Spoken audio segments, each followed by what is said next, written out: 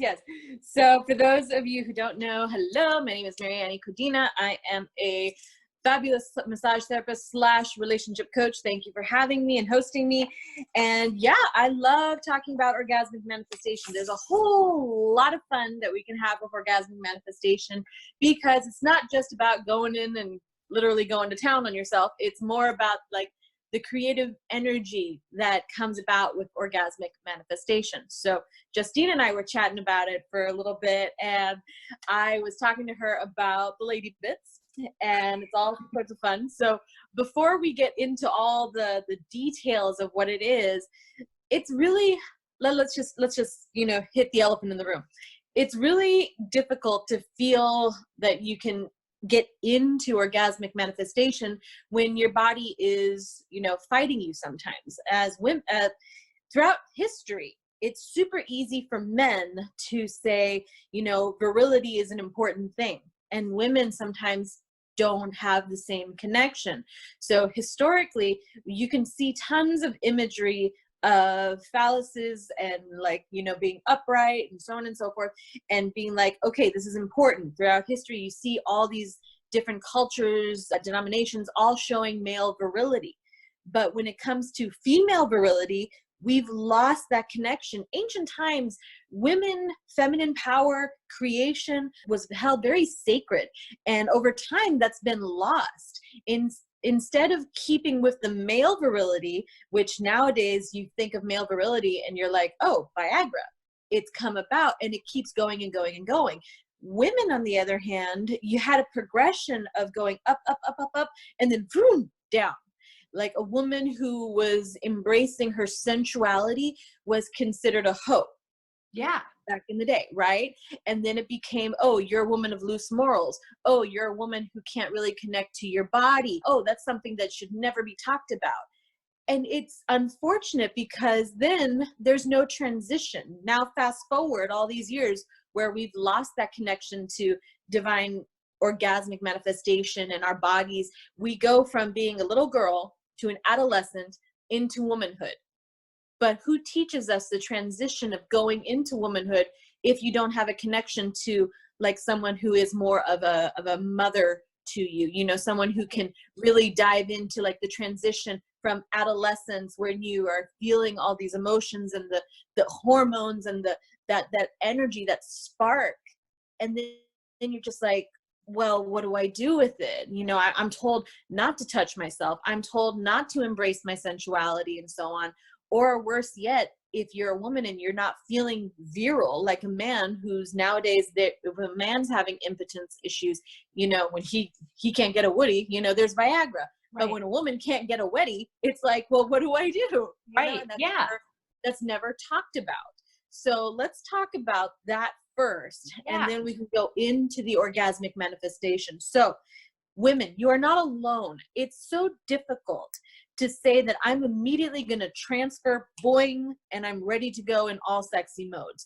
When you're feeling overwhelmed, when you're feeling unappreciated, when you're feeling like the world is against you, or worse yet, let's say you have a history of being abandoned as a child and being like, okay, I have to be the be all end all for myself. And you tap into that masculine energy, also the wounded masculine energy of getting shit done. And then you're like, no, I can't cross over into a feminine receiving energy because that wasn't there for me in the beginning. Yeah. I didn't learn that. I'm not open to that because I've learned, and through history, we've learned to be self-sufficient, self-reliant, self-emotionally castrating ourselves to say that we're not able to go that route. So physically, our bodies are not going to turn on and off like that. It's physically impossible because for women, it's all based on emotion and heart. 100%. And not to mention, like, for me, sex was given a really bad name very early on. My dad cheated on my mom when I was in 7th grade. So there was that trauma. And then my dad was sleeping with my best friend my junior year. So like all of that very influential time in my life has been around bad things. Yeah, the negativity of it. Yeah, the negativity of it. Mm-hmm. And it's difficult as an adolescent to be like, is this what I get to transition into as a woman? Yeah. Is this the example? And if it is, I don't want any part of it. Exactly. Exactly. It's like, I'm not touching that was a 10-foot pole. Keep it. I'm good. And then we wonder and we berate ourselves and beat ourselves up emotionally why we can't connect sexually to our partners, why we can't connect to the joy of orgasmic manifestation versus like the thing that's saying like, I have to make myself get off because that's what is normal and what's shown on porn and so on and so forth. And there's something wrong with me. First of all, there's nothing wrong with you. There is nothing wrong with you. Everyone has a history of not being able to connect. And it's not to diminish, it's just to come at it from a different perspective. Like Justine's, I know her story pretty well. And it's like, okay, if you have that history of the male partner, not partner, I'm sorry, the male Figure. Thank you. Figure presence in your life that already has gotten you to not believe that there is a thing, a sacred connection, then of course you're not going to have trust in a partner in your future because that sacred connection partnership was not there to begin with. So of course we're going to be battling our things, and some people will take it to two extremes. Either you won't connect with someone at all, or you'll be like, I want to connect to everyone because I want to feel that what I was lacking. And then people go to like that opposite extremes. Like I'm going to hold up or I'm going to go crazy. And then it's like, okay, I still, regardless of whichever two you go for, and it's no great shock that it's in this shape where it's like, how do I do it? How do I reconnect to myself first in order to develop that self-love, self-want, stop the emotional castration and say, I can experience all this joy and creativity from within versus trying to get it from a partner or from my wall that I'm building and saying, no, I cannot. Right. That's so we got to figure out what it is exactly, and just perspective. Everyone has a different background. We have people who have physical abuse, we have people who have emotional abuse, we have people who have circumstantial abuse. There's tons and tons of things that can happen. But then it's like, okay, I want to reconnect to myself. I want to reconnect to my body. And more importantly than that, I want to be the epic leader in saying that if you have children, if you have a young woman that you are raising, how can I raise her to embrace her body, just like we did back in the days of, you know, loving the feminine organ versus saying that, oh, bad girl, you can't touch that. Yeah. It's so important. It blows my mind because we're never like, you have health class and you learn about your period and then you get like the big like clamp things for the pap smears, and it's made to feel like this like terrifying thing. Like I'll never forget sitting in health class and looking at that speculum and being like, you want to put that where? Yeah. And so we're saying, okay, let's get into the intimacy of what it means for our bodies to really connect to that, because sexual energy, orgasmic manifestation doesn't have to be done with just a partner. It can actually be done with yourself. And I know this sounds crazy, but introducing an adolescence to, you know, your body and to feeling those things versus saying that, yeah, I'm not allowed to touch myself is something that's super important. Mm-hmm. Yeah. So yes, when we're in that zone of saying, I want to feel sexy, I want to feel grounded, I want to feel like really rooted into the zone, our normal mind blocks, especially when it comes to sex and to connection, is, does it feel good for the other person? Yeah. Does it feel like, are they enjoying what I feel? Like, again, male or female, you know, a guy's like, okay, can I get an erection? Women are like, can I get wet? So let's talk about a little bit on the physical side, because with men, it's a visual stimulation. With females, it's more of an emotional stimulation. That's why for men, porn is very popular. For women, romance novels are very popular. Right. Yeah, absolutely.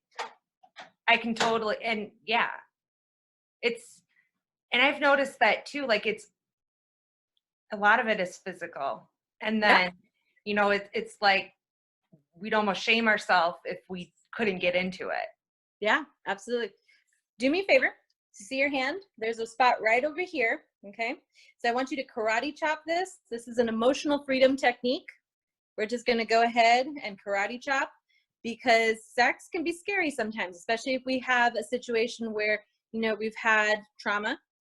So allowing yourself to experience that and allowing ourselves to feel it through the body. Karate chop we're getting back into parasympathetic nervous system. So we're allowing our nervous system to relax again. Getting yourself in the zone of saying, okay, I'm going to release it. On the back of your hand, there's this little spot right here that you're going to start to tap. There you go. Perfect.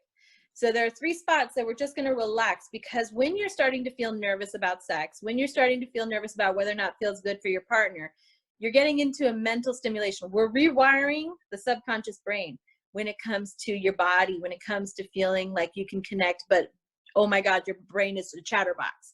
Also right here in between the eyebrow. There you go. 3 little spots. Having shivers on my neck. Yeah. 3 little spots that you guys can do when you're feeling overwhelmed when it comes to sex. Just getting your body to relax again. So this is the magic of bringing massage therapy background into your emotional practice background, because there's so much that the brain keeps on going with, that we're rewiring the brain to saying that sex does not have to be a scary conversation, that we can enjoy sex and we don't have to feel like it's not okay for us to speak it. Like right now, I feel like a ton of like tension right here in the throat chakra that's saying, I don't know if I could speak this to people. And it's okay. It happens. So with those 3, take a deep breath in. Now, how does your body feel? Relaxed. Like I'd have tingles. Yeah. Yeah. See, my tingles usually come in my head. It's like, woo, and everyone's body's different. You may feel tingles in your hands. You may feel tingles in your feet. You may feel tingles at the base of your spine. There's a whole lot of stuff that you can feel. But when you start to feel like that, bring it back down. Right. Use different taps to get your body to relax again, because you've had trauma. You've had things that have happened that do not feel good. And if you're trying to reconnect to your body, if you want those tingle sensations and you want to be really, really present, first we got to, like any garden, we got to weed it out. And then we can start planting those beautiful bulbs.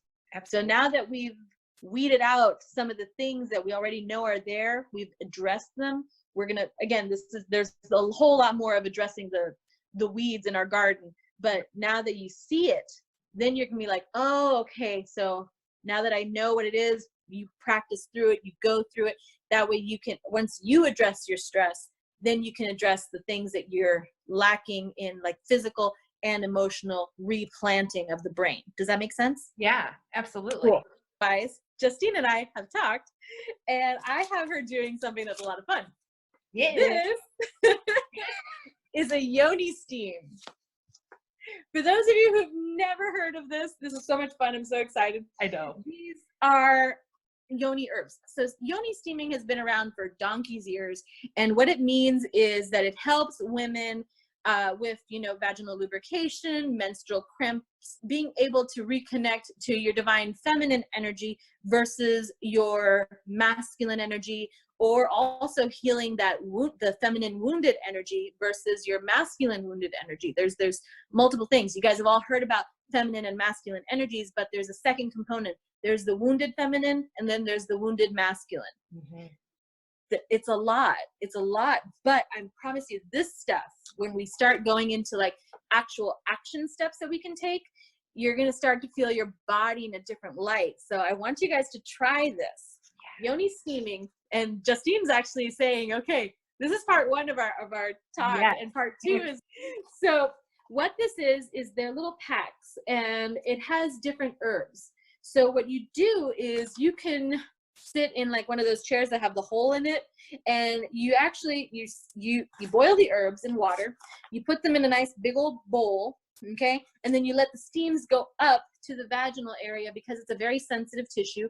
It can absorb the herbs that are in the yoni pouches. So I'm going to tell you guys what the herbs are.